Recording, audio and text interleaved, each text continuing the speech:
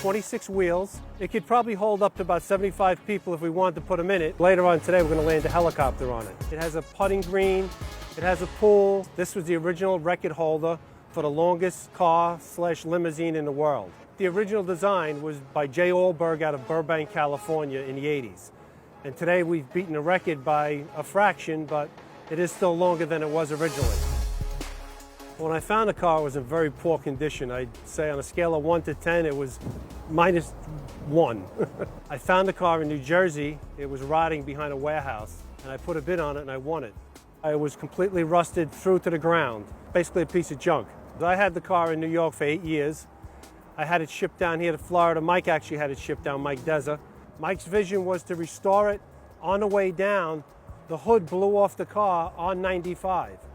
Never to be found again. I don't know where it is. So thankfully we had 3 donor cars. We took one of the hoods. We started the restoration project about 2.5 years ago. It was August. It was hot here in Florida. We set a game plan. So we took 3 donor cars, we cut them up, we replaced the whole cab of the car so we could drive it. The engine was replaced, all the tires were replaced, helipad was redone, the pool was redone. On the inside of the vehicle, we have seating for passengers. We have carpeting, we have leather, we have vinyl, we have LED lighting. This can be configured for any type of party, any type of design that you'd want, but it can hold up to 75 people any day of the week. What I found surprising with the car is when we started fixing it and we started taking it apart, it was 6 Eldorados that were put together, but the middle section had to be fabricated from scratch. And it kind of reminds you of the construction of a bridge. I mean, just an enormous undertaking to do this type of job. 6 Eldorados, each one of them weighed just a little over 5,000 pounds.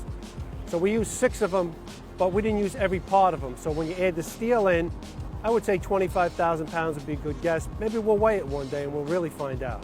There are pictures of this limousine with the helicopter, but there is no actual footage of that helicopter landing on it. And we're going to do it today here at Desertland.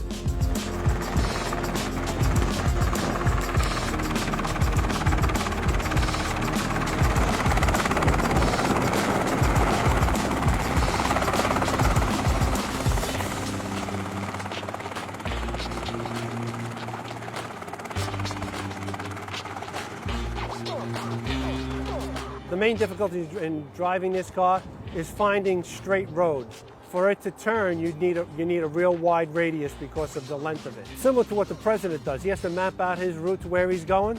That's what we would have to do. We would have to map out a route and know where we're going to turn. It's not for everyday driving, obviously. We talked about maybe turning it into an electric vehicle. That would take 26 motors, 1 for each wheel. The battery, I don't know how big it's got to be, but we have plenty of room for that battery. So maybe you'll see the biggest electric vehicle in the world. People react to the car like they can't believe that it's even real. They think it's like a model in a magazine. But when they see it, even in the condition before it was restored, it was an attraction.